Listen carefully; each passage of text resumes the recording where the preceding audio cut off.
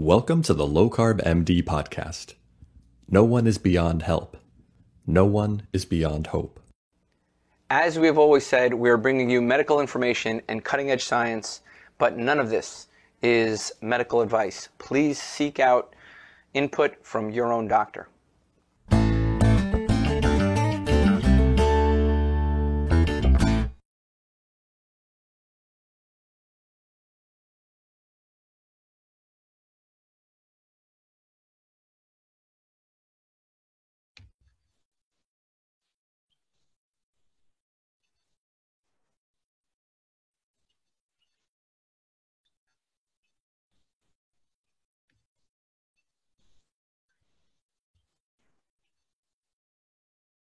No, the next one. Oh, I just logged into it. I just logged into the next one right now. Let me just, it says launching. Let me, freaking dude, where is it?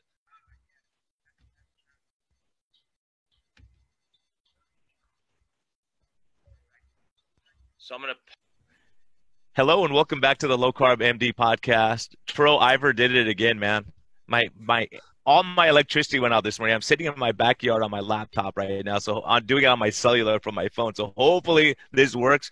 We got a cool guy I got to meet in Denver. So Tro, how are you doing, man? I'm doing great, man. I'm very happy to be here with both you guys. And it's just, meeting all these clinicians that are doing amazing work all around the world. It's been such a blessing, Brian, to work with you and get to, interview so many esteemed guests like the doctor we have today.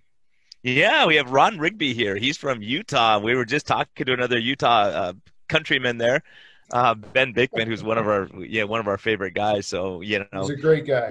You and I had the chance to meet in Denver, and I yapped too much when I interviewed you. So man, I want you to tell your story. You have a great story, and you're doing great stuff, and I want people to hear, because a lot of times people just don't realize that there's doctors in their neighborhood, in their state where they can reach out, and you're doing some awesome stuff. So tell people what you're doing and how they get into it. And we're going to have all your contact information that you sent us, and people will be able to find you in your local area, which is cool. But tell people your history, what you're doing and what you're doing now. Well, I'll start with my history. I'm a family practice physician in Layton, Utah, but let's go back in history a little bit. 100 years ago, well, seems like that long ago, grew up in a family with a lot of weight issues, always struggling with my weight myself. Actually wasn't planning on going to med school, was actually going to be an athletic trainer, figured that's the way I have to help people be more physically fit. Part of my undergrad was in nutrition, getting taught the traditional stuff, the pyramid, and that's what we're doing. That's what we always were taught. And then I decided to go to med school after I married my beautiful wife, who was actually going to go to med school. And after she met me, changed her mind and made me go to med school.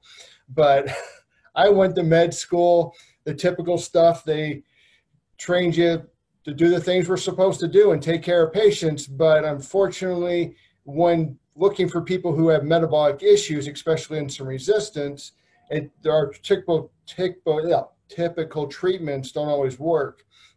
And then in residency, after getting done with my ER shift, which in our residency program, you would have the nighttime ER shift, and then you would have your 2-day or your full day in clinic. And then when I get home, I was married and had 3 kids. So you kind of keep going. And after 2 to 4 weeks, I can't remember exactly how long it was, I had a break and actually came back to Utah because I was in Nevada doing residency. And I was actually standing in a viewing. So after a friend's dad who had died of colon cancer, we'd gone to see the family, stuff like that, and walked out and told my wife, we got to go to the ER. I'm having chest pain. It's been ongoing. I'm concerned. So it's always bad when you show up in the ER as a doctor being concerned about it. Everything ruled out, but that was kind of like, okay, we need to make some changes, and started making some changes, do the traditional eat less, exercise more, go back to what I was taught in undergrad about the basic food pyramid. And I lost some weight, but was miserable, was hungry all the time. And so I figured that I just got to be miserable the rest of my life because this is the way it's supposed to be. And later, after getting out of practice or getting into practice treating patients and being frustrated with it, decided I've got to do more and needed some continuing education. So I went to a conference about obesity and met Dr. Westman, listened to his stuff. And right then and there, I told my wife, I've got to change my eating habits, and went low carb right away. That was back in 2012 and never gone back. Well, that's awesome. You can't meet anyone better than Dr. Wolfman to get you on the right track. And so, like us, you had this huge, change. You look and say, hey, this is working. The other stuff's not working. And that's a big deal because so many people try and it's just not working, and everyone tells them the same thing. Brian, you're coming in a little garbled. I think it's Ivor Cummins messing your internet connection. I agree. But I'm gonna, I think I know the essence of what you were saying. Is basically, Jack, just take a look at that moment if you can. But you were saying, like, look, you were faced with kind of a difficult situation. You were forced to re-examine your health, and then you started with how you were taught and how we were all taught, which is eat less and move more. And it seems like that approach, just didn't really get you the results you wanted. So can you talk about like the struggle there and what it was like? Because I've lived that struggle. I know Brian's lived that struggle. What happened during that time where you're like, holy crap, I need to get my life in order. Let me just, eat rice cakes.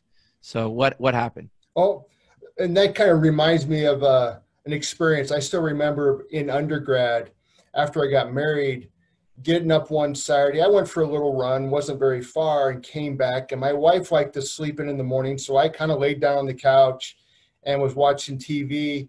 And I still remember having kind of a knockoff cereal, Lucky Charms-like thing, and laid down and didn't have a small bowl of cereal, not a medium-sized bowl, but it was a huge bowl.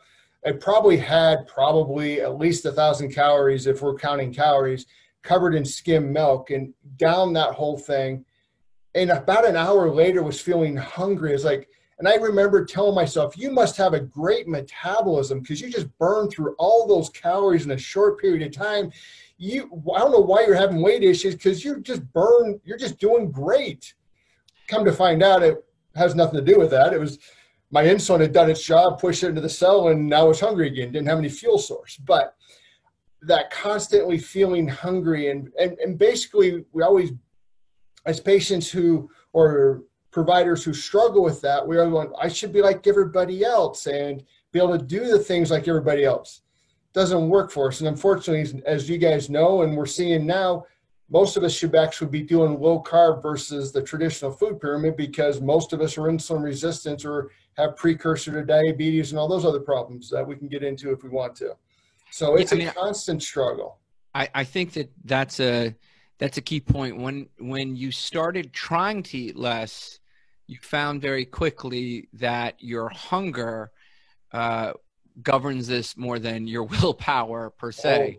Oh, and if your hunger is not mitigated, that you're finding that you were unable to get full off of cereal. So what value did that cereal have? And you're forced to question that then, right? What is the value of this cereal to me if it provides me no satiation? And so here you are like, wait a second, cereal is supposed to be healthy. All the data shows the Harvard epidemiologic studies, they say that if you eat cereal, you do better. And if you have breakfast, you do better. And here you are eating cereal and skim milk and noticing this is making me eat more. So when does this start to unravel that, like, hey, we were fed a bunch of baloney that, these people have no clue what they're talking about. So when did that start to happen? I think it kind of clicked in. I think in hindsight, I always questioned it, but it's like, okay, that's what my providers or the professors at college were telling me. It's got to be something. I always go back. One of our teachers was Joan, and I don't remember her last name, but we always called her Joan. It's like, Joan wouldn't be filling me with all this crap if that's really what it is, because she was highly respected in the field, at least at the college I went to. I was like, why would she be teaching this? There's something's got to be wrong with me. But the more I started researching it and looking at it after I'm starting to struggle even more, I was like, maybe we need to look at it different. And again, we're always taught in med school to kind of dive into it a little bit, but we're supposed to do what everybody else is telling us to do. Unfortunately, we went into medicine so we can diagnose and try to figure out problems, not just follow the leader type thing. Yeah, and I think that so what happened here is like, okay, you started to question what's going on. You had the opportunity question, and you had the ambition to question what we were taught because it wasn't working for you. Exactly. You know? And it's funny, like most physicians think like this. I mean, with everything else, when it comes to diet, they don't think this way. If you have an infection and it doesn't respond to another antibiotic, they're like, wait a second, maybe that's not working. Maybe I'm not treating the right organism. Let me give you a different antibiotic. Or maybe you get a side effect.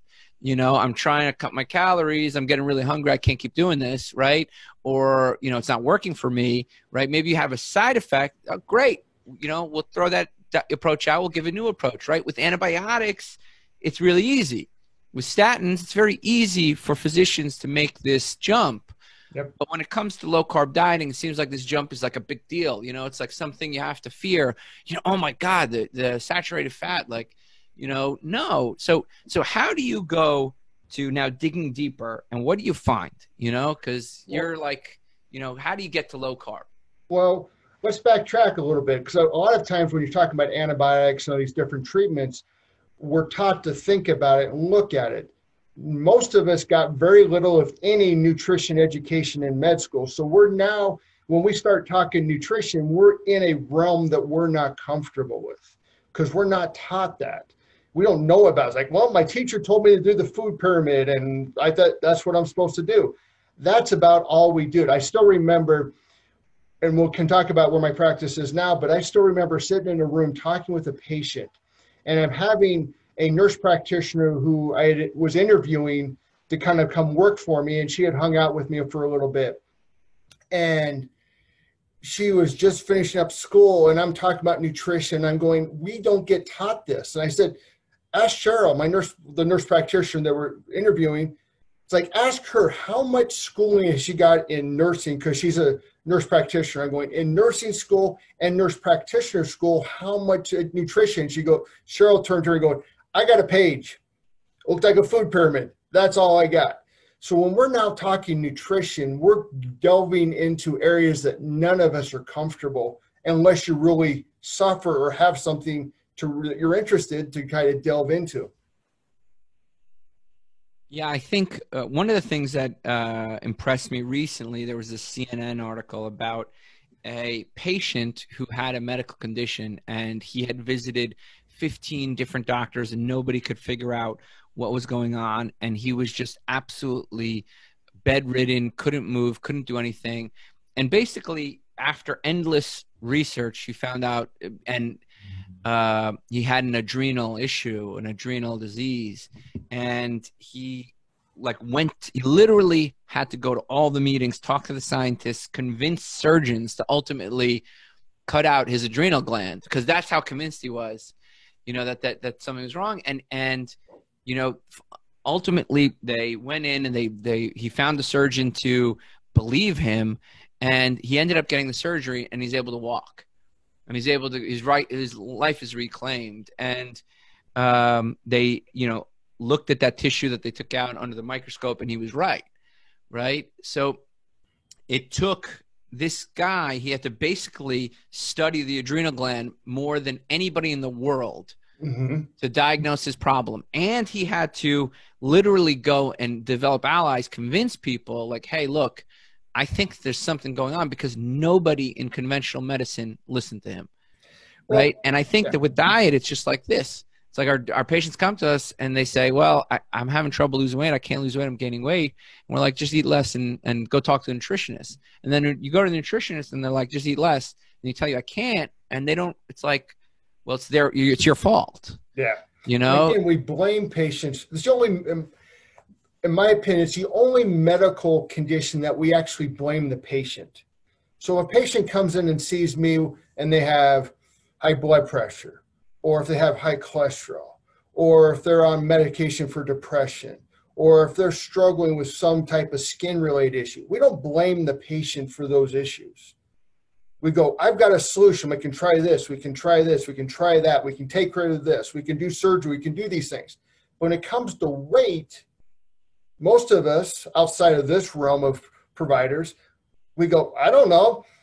You need to do something about it. And the one I was taught is eat less, exercise more, because putting less in's supposedly supposed to help you. So that's my recommendation. See you next time.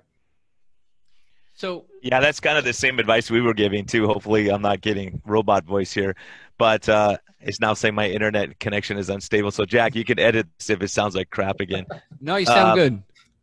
Okay. So, it's the same thing. We say, well, just breathe more air than water when you're drowning, or just hit the white ball in the hole. They make it sound like it's so easy, but obviously when someone has a problem, that's when we have to really say, okay, what we're doing is not working. We have to change our tact. But it sounds like people are just saying the patient's lazy and not listening, and that's the problem. Exactly. And that's the frustrating part, is we blame the patient for this, and they feel the blame already, and society does the exact same thing. So that's the difficult part, that we've got to, over time, help them understand that it's not them, it's maybe the advice that we're giving them. Or one thing we don't always talk about is the medicines that a lot of us are using to deal with some of the problems actually can cause weight gain also. So tell people what you're doing now. What's your approach now that's changed now that you're doing more obesity medicine and working with surgeons and trying to get people cleared for surgery? Because this is an area I really want to go into. So 3 years ago, well, let me go back. 5 years ago, I was part of a small family practice group and joined a bigger group. We're kind of struggling, so we joined a bigger group, more of a multidiscipline clinic. And at that time, I had been trying to do more weight loss, that type of stuff, metabolic health. And when I told them flat out in the interview when I was meeting them, I was like, this is my goal. My goal is to have a metabolic health clinic to help people lose weight, so we can now improve things to either get their health better, or if they're struggling with need surgery. That's my goal, of how to get them healthier to do that. And they go, great, we're all on board.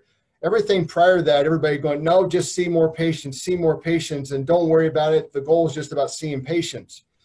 So for about 2 years, I was starting to see patients, getting busier. Now patients were out a couple of months to come see me, which was great. It's always the idea to be in demand, but it's like, I feel like I'm not serving the patients well, just my family practice ones. I want to go 100% metabolic health or obesity medicine. So back in 2017, I basically shut down my family practice and switched to nothing but obesity medicine. Now, unfortunately, the drawback is a lot of people go, well, I don't need obesity medicine, or I don't know, weight loss, but it's metabolic health. So I'm putting my emphasis on trying to help with the metabolic health and obesity in the last 3 years. Now I have 2 different nurse practitioners helping me do the exact same thing. As different providers in the area see what I'm doing, we have some neurosurgeons or back surgeons who recently joined us, and they're going, great, we need a BMI below this point. We'll send them to Rigby to come see if we can get it improved. And if things improve, great, we're going to do it. If not, the weight's down enough that we can actually do the surgery. So my practice is 100%. Now, I still do family practice for those patients, but my practice is 100% obesity medicine, or basically metabolic health and weight loss, that I look for signs of insulin resistance. And I'm looking for those signs from interviewing, from physical exam, from doing a bunch of lab work. A lot of people, you do a lot of labs. I'm going, I'm trying to solve the problem. So I'm looking at different hormones to see what we can do. Because again, unfortunately, a lot of times when patients say hormones, they think thyroid or estrogen, progesterone, testosterone, but they've never learned about, they know of insulin for diabetes, but they sometimes don't even understand that we actually produce insulin of itself. So trying to focus on those hormonal levels and trying to improve things. But again, it's not always that. It's more looking at their behaviors. Exercise can help. Stress levels can help. Their sleeping habits can be part of it. And then a lot of research is now coming out about the gut health, and we've got to focus on improving that. But I still always go back to let's work on your diet first and go from there. Yeah, absolutely. I mean, that sounds like it sounds like you're trying to actually be a doctor, right? It's like I don't think people understand, they have us do these grueling hours in residency. Then they, have you take this board exam. You got to memorize everything. You got to learn everything. And then you're left with a desire to help people, which maybe you haven't thought about for 10 or 15 years. Right. And then it's like, oh, crap, what do I do? And what they taught you was, hey, you have diabetes, obesity. Why don't you give this drug, that drug? Right. And that's what they taught you. So now you're left with your desire to help people. The tools you've been given are, prescribe X, Y, and Z.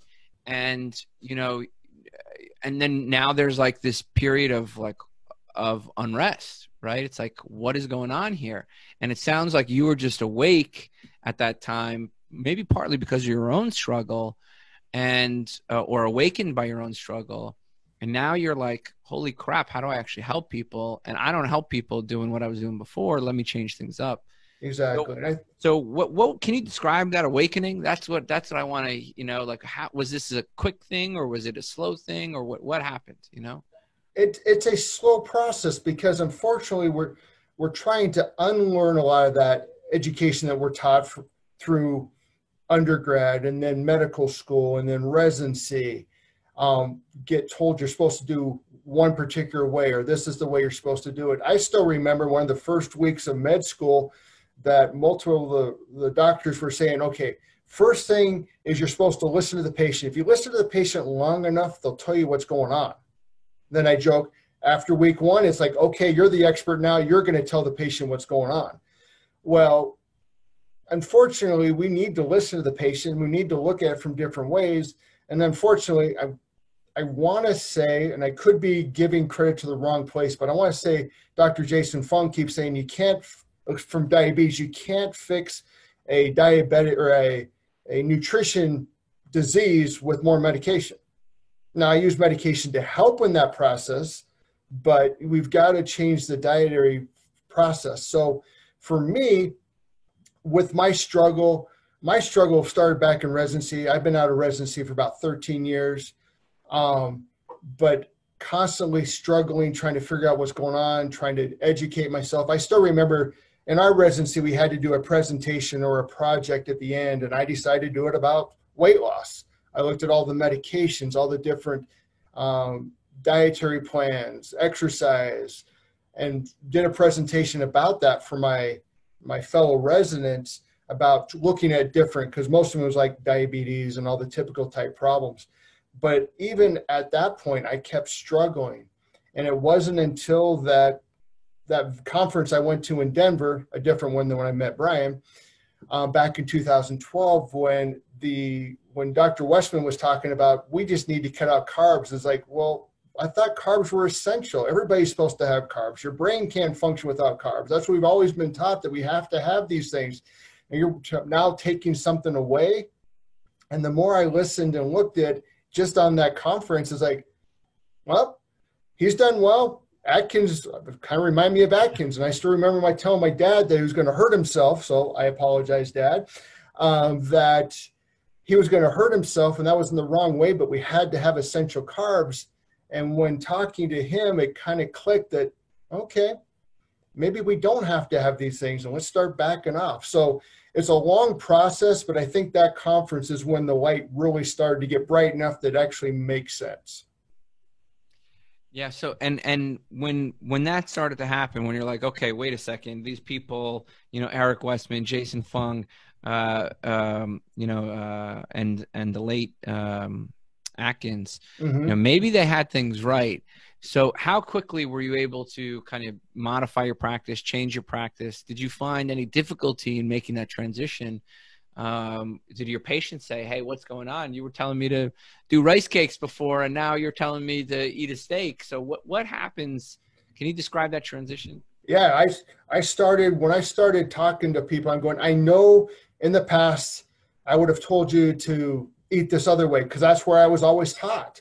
that's part of my undergrad was nutrition. I was telling you what I thought was right, and I apologize. We've got to make some changes. And I would try to explain to them why, and I even do it now. I try to explain the patients some of the metabolic issues going on in their body to understand why I recommend this way. If you don't have anything, you might be able to do well with the traditional food pyramid. And a small portion of people out there do. But people who have insulin resistance, the diabetes, the high blood pressure, I was making a list a little while ago. So high blood pressure, cholesterol, fatty liver, abdominal obesity, cancer, joint pain, irritable bowel, Crohn's, skin tags, acanthosis nigricans, so dark velvety skin that you can see, some eczema. When you have these type of problems, the food that we're putting in is actually pouring gasoline on a fire. It's making it worse. If we put the right type of fuel in, things can calm down and start improving things. And I always go back with my patients now, talking about the whole analogy of putting gas in a car. Most of us drive an unleaded or car that burns unleaded. Well, if I was nice and borrowed Tro's car and put diesel in it, and you need unleaded, I'm not helping. I have a Tesla. Okay, I'm not that. So we'll use the old traditional idea. I know all those fancy cars now are kind of ruining my analogy, but Tro's fancy. You know what it is? I have to offset all the cow farts and burps that I'm yeah, that's what I'm doing. That's it. It's a complete anyway. Yeah, I totally understand your point. You know, you can't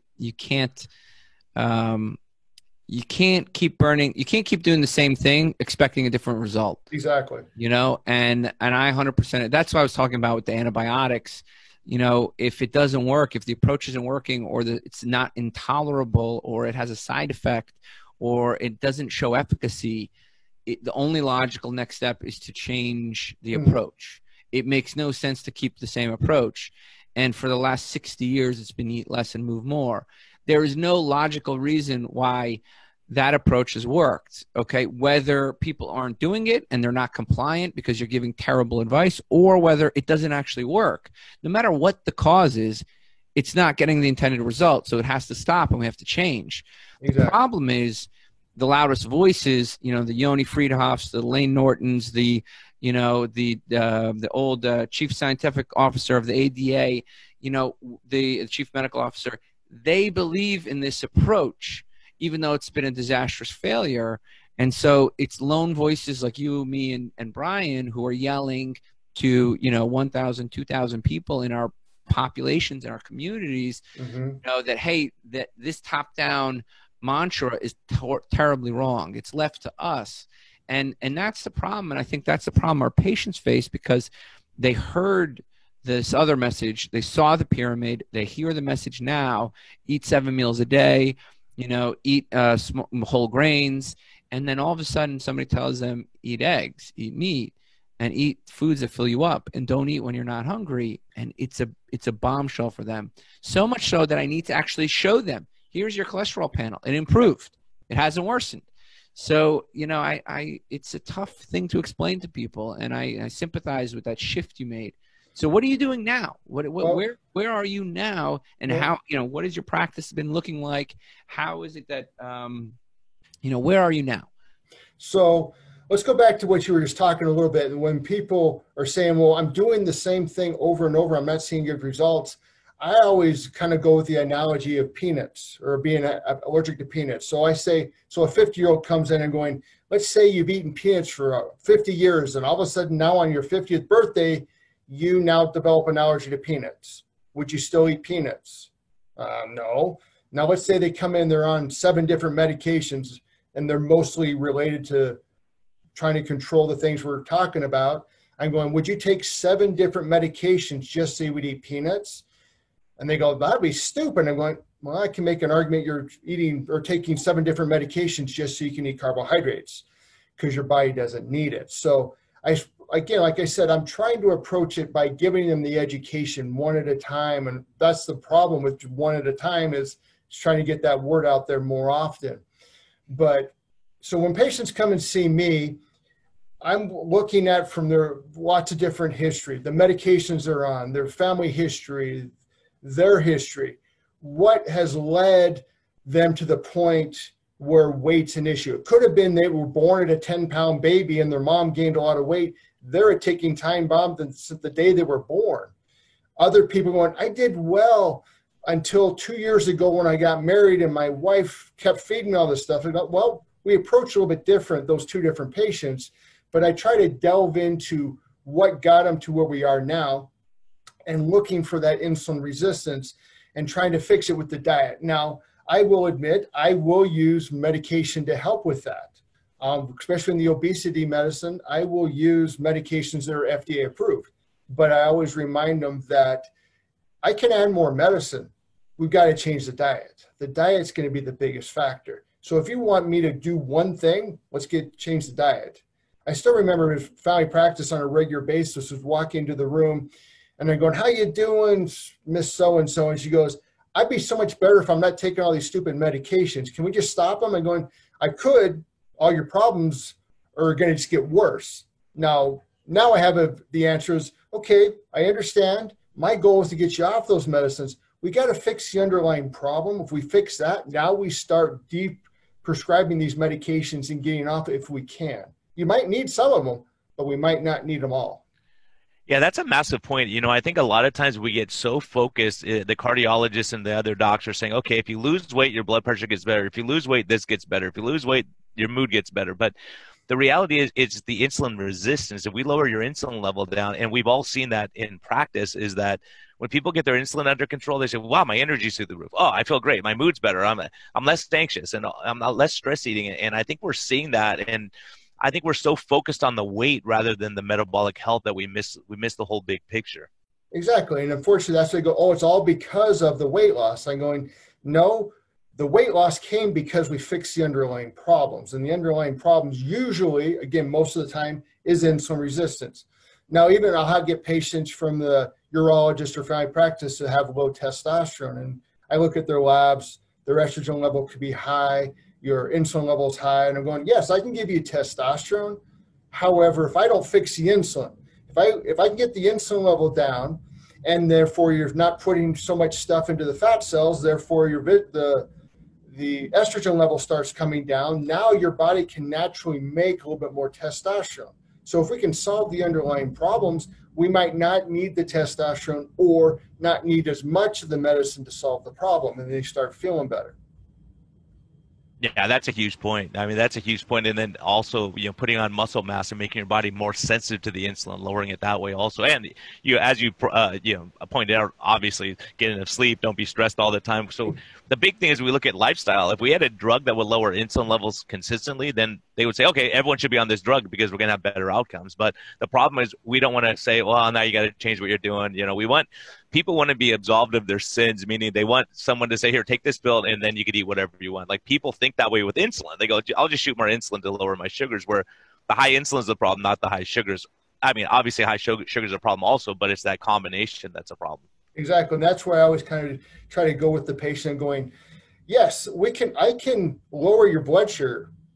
I can get you to gain weight. I'll just inject insulin. I'll just have you eat more carbs so I can keep going up on your insulin. And when a diabetic comes to me and they're on a lot of insulin, I'm going, my goal is to get you off. They're going, all my other doctors have said, I've got to be on this the rest of my life. I'm going, okay, it's up to you. If you want to be on the medicine the rest of your life, great. You don't need to do what I'm recommending. But if you'd like to be on less or save some money so you don't have to buy all these things, let's start making some adjustments. Let's make some lifestyle changes. Let's just do it for 3 or 4, maybe 5 months to see how you do and how they're responding. If they start seeing benefits, they're more likely to do it. And I hate the word diet because, unfortunately, in my opinion, it's more of, okay, what am I going to do for a short period of time?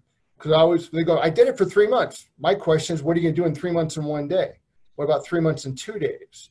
That's a huge point. Focus on the lifestyle aspect. This is the rest of your life. And I always tell people my goal is to get everybody to 100. So that way it's easy subtraction. You're at 45. Now we got this much more time to go. So Ron, what's your biggest surprise in doing the type of medicine you're doing now, as far as your patients or what you've learned? What surprised you the most now that you're doing this kind of medicine?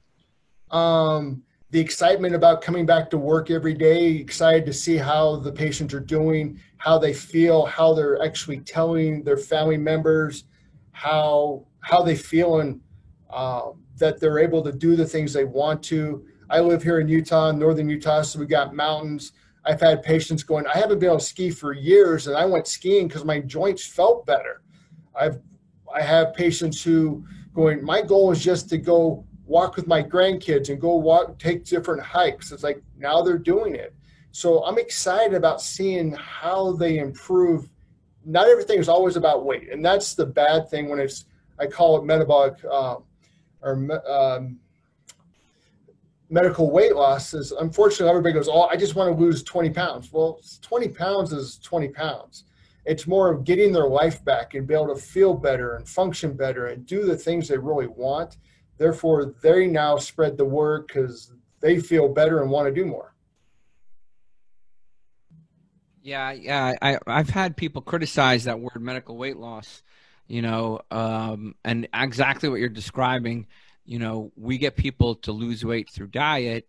They start to feel less inflammation, weight off their joints, and then they want to exercise. Rather than saying you gotta go through this torture. Like, exercise isn't torture, right? I'm not here to torture you, right? This is like, when you feel good, now let's put that feel good to use, right? Exactly. It's a different approach. And then people look at me like fasting. They come in here saying 18 hours, of fasting, like it's some big hard thing to do, and then they leave here. Most people leave here eating one meal a day and they're not hungry. Right? So, and what are we doing? It's not eating. It's just don't eat when you're not hungry and eat foods that fill you up. Exactly. So we have to reprogram all of our patients because of the disaster that media, other doctors, and the guidelines have done to them. Right? I also try to explain to them, it's like, who's really promoting the whole idea of eat 3 times a day? The food companies. Why?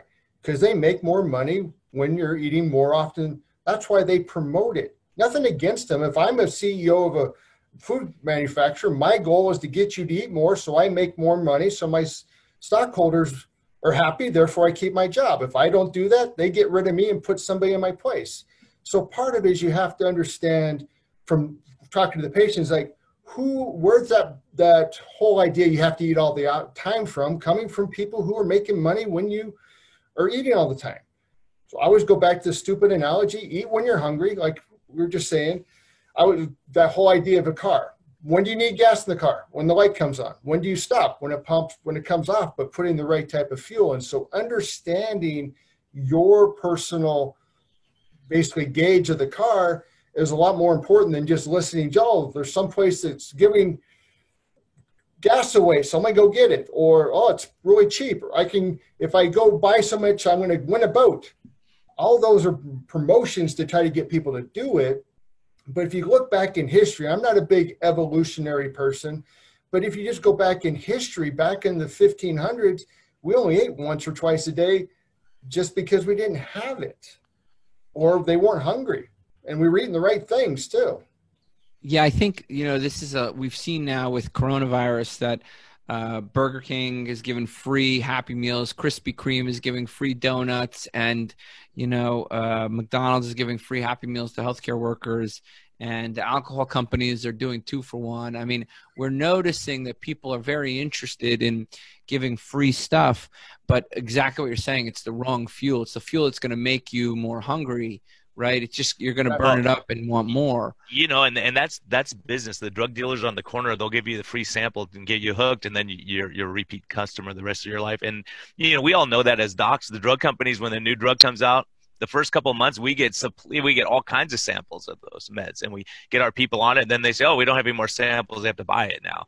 So you start realizing, well, heck, maybe there's a cheaper alternative, a better way to go, and maybe not getting hooked on the drugs or do stuff so we're not dependent for the rest of our lives. Because the reality historically in medicine is if I get you on insulin, you're never coming off insulin. when doctors hear about me taking people or my patients taking themselves off insulin, I have to be clear on that. They think it's nuts. They've never heard of that. They go, once you need insulin, that means you don't make enough insulin. No, it means that your insulin's not working as well. So I think until we start understanding it, and big, insurance companies and health plans start understanding that, then they're going to be willing to invest in someone like you, Ron, who's doing, like, you're saving the system a ton of money and a ton of heart rate too. So it's so exciting to hear docs like you all in all different parts of the world, different parts of the country, and that, we never would have met unless we were there in Denver together, right? So there's those kind of things where it's exciting to us to hear, because we did this podcast to get docs like you out of the woodwork, right? Where people may not know about you, where you live. They may be a mile from you and not even know you're there. So Exactly. This is why it's so valuable, to get you exposure out and other docs like you who are doing this kind of great work. Well, I'm trying to do my best. And again, we brought up a key part, especially with that drug dealing aspect. And that's a whole other aspect we need to delve into, is the foods. It's not just the volume of food. It's part of the types of foods and how the addictive tendency of those refined carbohydrates. So a lot of times people and other doctors get shocked when I'm now using some of the medication like low dose naltrexone that has shown to decrease cravings for those narcotics and actually block the effects of it, but using it for weight loss. And I actually tell my patients, if I put you on it and you end up in the ER for some reason, their first question is, what are you trying to come off of? I was like, well, sugar. I'm addicted to it. And if they understand it, they can kind of start explaining it to the other doctors. But we have to delve into that whole addictive aspect of the refined carbohydrates too. That is massive. Tro, we all agree. We're all I don't want to say drinking the same Kool-Aid, but we are in the effect of colored water, not Kool-Aid. We don't need the sugar. Yeah, exactly right. So, but the point is, like, these patients, we just interviewed someone. He lost 150 pounds, Mm-hmm. and it wasn't because stress. It wasn't because he had a poor life. He had one piece of cake, and then he went off the rails and gains back 60 pounds. Exactly. Because he's showing it's not because he's depressed, anxious necessarily, but it's the pure addiction part of it. That really impressed me. Tro, what did you think of that? Yeah, I mean, it's. I think people don't respect it, and Dr. Sivas has talked about it. Brian, you've talked about it. I've talked Joe about Niflin. it. Joe Niflin. There's so many people who talk about these addiction. Evelyn Boudoir Roy, she's another one who focuses on addiction. The Unwins, both, particularly Jen Unwin, she's talked a lot about food addiction. I think, processed carbohydrate, processed oils have unique characteristics that make them addictive. And I absolutely agree with everything you're saying. And the fact that you're even talking about it lets me know that you're, quote unquote woke, like you're awake and paying attention, because our patients have been saying it. I'm addicted to ice cream. I'm addicted to chocolate. I'm addicted to pizza. And we just haven't been listening. And so I'm really happy to hear that. I had a patient in my office yesterday who came in to see me for the first time, and in the intake said she had a history of drug addiction. So I kind of asked her, and she goes, yeah, I've been clean for meth for a year. And I'm going, great. Unfortunately, you switched from one addictive substance to another addictive substance because her refined carbohydrates has gone through the roof since she went off meth. And I'm going, you got to remind yourself you're doing well, you're off one, but now we need to work on it as another addiction type stuff. Yeah, that's massive.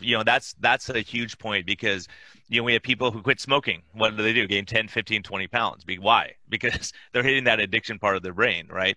And so people quit, Tro and I mean, episode 13, episode number 10, we go through this, and it's pretty impactful, because you start realizing when people get a gastric bypass, they get higher depression, suicide. You go through every addiction. Tro brought that to my attention.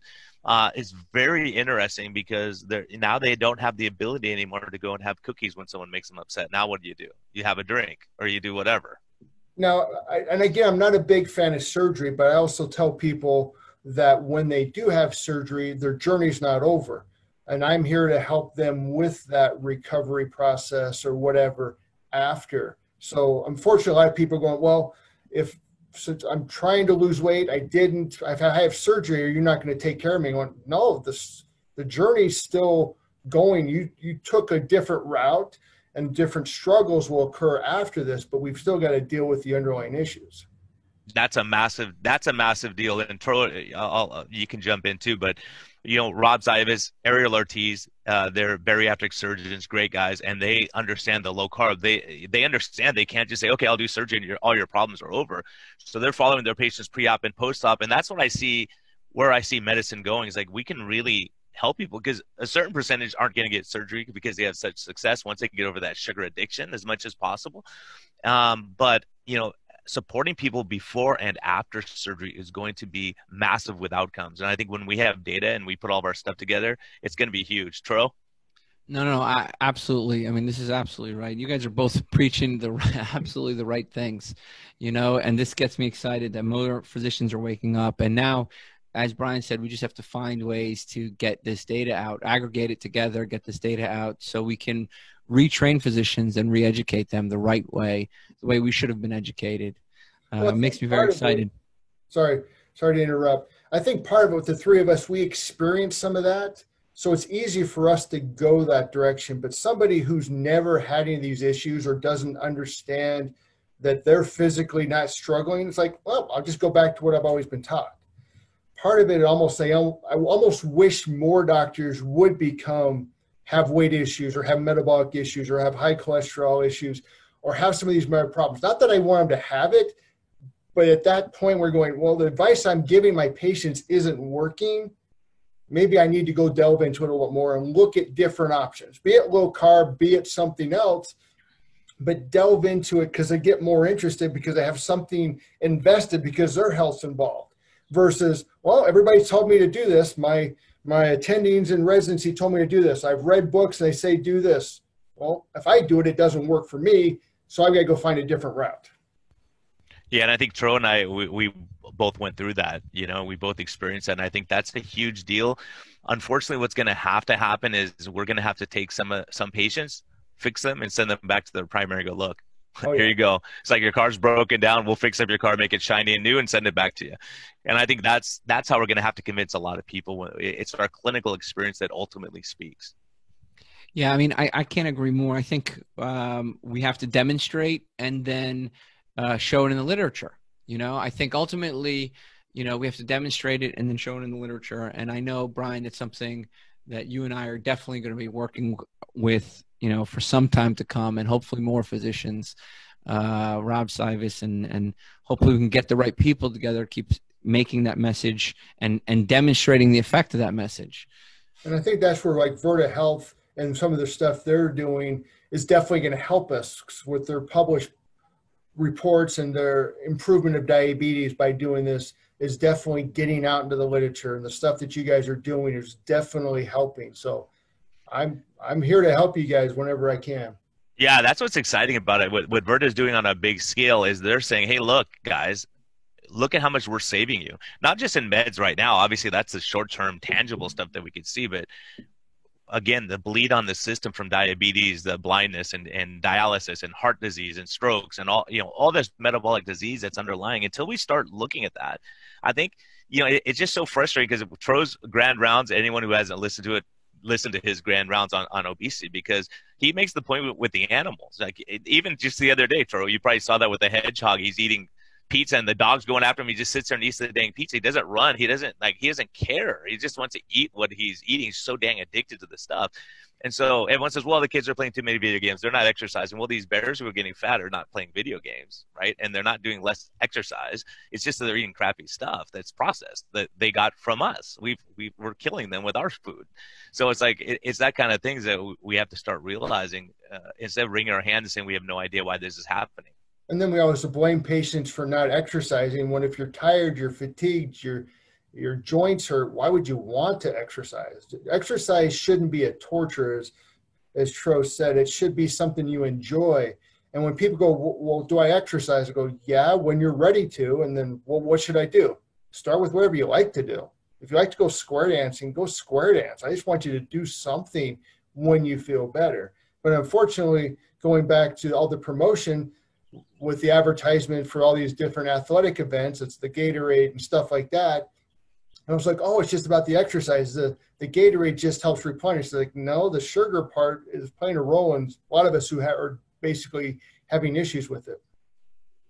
Yeah, I think that, what you guys are saying is absolutely right. If It's a setup to fail for our patients, and if you haven't been through that story and you haven't experienced that story, it's very difficult to relate to. And if nothing leads you to question the mantra that we've been told, you just won't question it, right? It's like, the sky is blue. There's no question, right?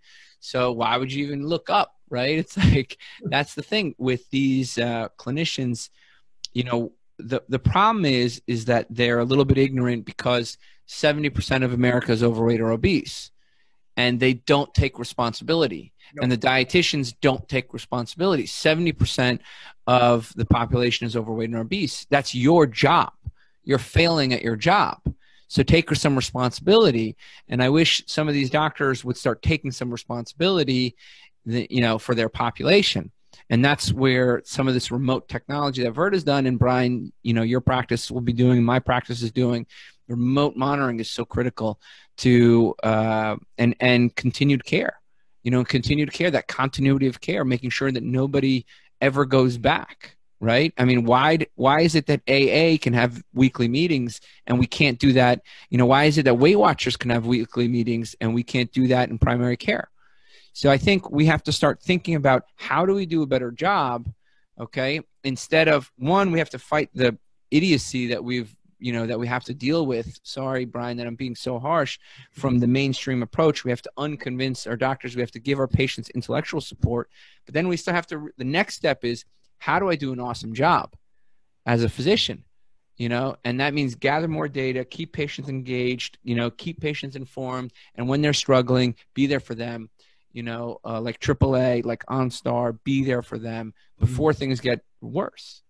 Yeah, and that's why I'm excited. That's why I'm copying Tro and saying, hey, look, we can monitor these people, watch their sugar levels, watch their blood pressure, watch their weight, and there's no other better big brother at this point. So I think I'm excited about the data and really being able to touch patients and reach out to them and say, hey, let me text you during 5 o'clock when you struggle or when you're snacking at night. We'll send you a little reminder and keep you on track, at least for today. It's one day at a time, like this whole addiction model. But having this constant contact and guidance is really great, and that's what's exciting, because one thing Verta doesn't have that you have, Ron, is that you can reach out and touch the patient, and they're going to be coming to see you in your office, and it's different than doing it remotely. I think having a hybrid model of this is really important, because obviously Verta is having a ton of success without having that component necessarily, and so I think that's one big thing that we're looking at down the road of how do we give that person the best chance for success. And again, it's just education, and trying to, and again, part of it, unfortunately, a lot of people, especially when it comes to weight loss, they go, well, I want to lose weight. I kind of explain to my patients, that's like a goal. Usually a goal takes a lot of time and effort. It's like climbing the mountain. Unfortunately, we fall back into old habits. Well, habits are kind of like a slide, kind of going downhill. It's easy. You get on it, you go down, you don't have to put any effort into it. You have to remind yourself, and it's that day to day, and it might even be hour to hour type of reminder of where do I want to go? What's my ultimate goal? Versus, well, I just want something quick and easy. Well, quick and easy got you to where you are now. Hey, Ron, the hour went by way too fast. It's so frustrating because I know Tro has a heart out. If you have some words of wisdom that you say, look, here's some really important points I want what people to walk away with. And also, even though we're going to have connections in the show notes, can you give people information on how to get in touch with you and contact you? Because some people won't listen to or won't look at the show notes, but they'll listen now and write it down maybe. So I just want people to be able to connect with you and get squared away and get on a road to better health. But what big points would you give them, and how do they track you down? First of all, I'd say don't beat up on yourself. Believe in yourself. Know that there are some things out there that you can change. Maybe, I always use the analogy, if our goal is to get out the door or get out of a room and you keep going against one wall and beating your head against it, but it's not working, take a step back and look around. What are my other options? What are some things I haven't tried that I've seen other people try that could definitely help? So first of all, be open to different options. 2, don't beat yourself up because you're going, I'm not like everybody else. Well, guess what? Nobody else is just like you. We've got to help you figure out what's going to help you. And believe in yourself. And there's lots of doctors out there who are trying to help. Again, nobody goes into medicine to try to hurt somebody, but we've got to help those patients understand what's going to be best for them. So we are here. And again, best places to probably reach me on the internet. My office one is utahmedicalweightloss.com. You can also go to Ogden Clinic, so it's OGDEN clinic.com. That'll link to mine. On Facebook is Ogden Clinic Medical Weight Loss at Ron Rigby, MD. But I'm also part of another small group that we're trying to build online, just kind of get more education out there. It's also called Why Weight Elevate. That's on Facebook. And then for Instagram, there's Ogden Clinic Medical Weight Loss, and then there's Why Weight Elevate also. So I'm here. We can do telemedicine. I can see in the office. We're starting to build a little bit on our YouTube video, more education type stuff, just simple clips, typical questions patients have for us, kind of the response we give them. And we're trying to help with different ways. I do have a dietitian, and unfortunately we can't always say dietitian as we're all the same because she's very high on keto. So that's part of the reason we work together, that we can refer patients to if they need more of that aspect versus just the simple education that I give them. I try to give them the education behind why, but the day in and day out cooking stuff, I'm not a very good cook.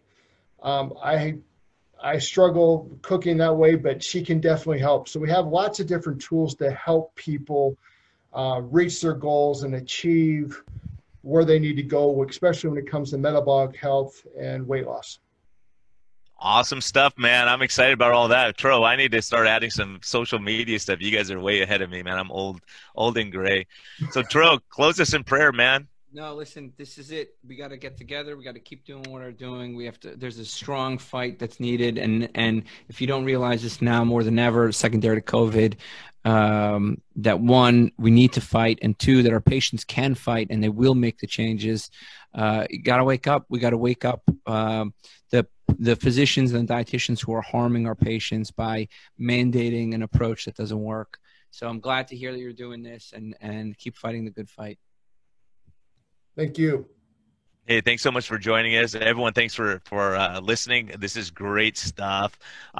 We're just so happy and blessed to be hearing about other docs and healthcare providers out there who get it and are helping people in their communities. And, we're glad to make that link. We really like to have, we want our patients and people out there who are struggling to have great resources. So this is awesome, and I knew it'd be great. I was selling you to Tro, and I knew it was going to be awesome. So hey, it's awesome, and I know Tro's impressed. He doesn't get impressed very easily either. So thank you so much for joining us, and we're excited about what you're doing, and would love to have you back on down the road, and you could teach us a little bit more about what you're doing, and all of us. It's so great that we could all work and say, this doesn't work, let's try this aspect, and kind of change up what we're doing for an individual rather than saying, it's one size fits all. So yeah, it's so great, and one of these days, Tro and I are going to show up in Utah when we can travel again and just go for a hike and hang out, man, because you're a fun guy to hang out with. And I think, we can all learn from each other. So everyone, thank you. Thank you for your support. Thanks for listening, and stay safe out there and keep your chin up. Everything's going to be better. There's going to be brighter days, and we're going to get back to normal. And hopefully our new normal is better than our old normal was, that we're healthier and more fit and understand the implications of metabolic health. And, having a guest like Dr. Rigby here to help us stay on track is pretty awesome. So we're glad to be able to connect with people on this time. So, hey, man, thanks for joining us. Have a great weekend. Thank you. It's nice to meet you guys.